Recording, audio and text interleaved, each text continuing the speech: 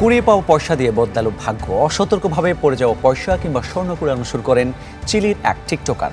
মাত্র এক সপ্তাহে জমান 2.5 লাখ কয়েন। তা দিয়ে মেয়ের জন্য কিনেছেন নতুন টিভি।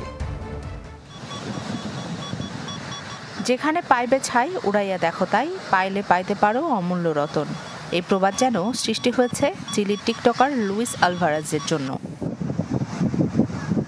ইচ্ছে ছিল মেয়েকে টিভি উপহার দেওয়ার, তবে স্বাদ থাকলেও ছিল না সাধ্য। তাই এক অভিনব বুদ্ধি এলো চিলির লুইসের মাথায়। নামলেন কয়েন সংগ্রহের মিশনে। এক্ষেত্রে পার্ক ও সমুদ্র সৈকতের আশপাশের এলাকা ছিল তার টার্গেট। মেটাল ডিটেক্টর মেশিনের সাহায্যে সংগ্রহ করতে থাকেন অসতর্কভাবে পড়ে যাওয়া বিভিন্ন কয়েন। এতেই হলো বাজিমাত। মাত্র এক সপ্তাহের মাথায় সংগ্রহ করে ফেলেন টিভি কেনার মতো অর্থ, সাথে মিলেছে সামান্য কিছু স্বর্ণ। এই সাফল্যের কথা টিকটক ফলোয়ারদের বলতেও দেরি করেননি লুইস।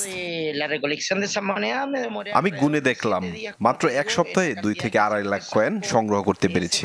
ধুলো ময়লা ভরে থাকায় সেগুলো রাতভর পরিষ্কার করতে হয়েছে। এরপর দোকানে নিয়ে গিয়েছিলাম। হিসাব করে দেখা যায় মাত্র কয়েকদিনের চেষ্টায় তিনি সংগ্রহ করেছেন $263, যা ছিল তার প্রত্যাশার চেয়েও বেশি। তবে এতগুলো কয়েন নিয়ে দোকানে যেতে বেশ বিপত্তিতে পড়তে হয় লুইসকে। বেশ কয়েকটি ব্যাগে 2.5 লাখ কয়েন বহন করতে হয় তাকে। রাখি জেসমিন, চ্যানেল 24।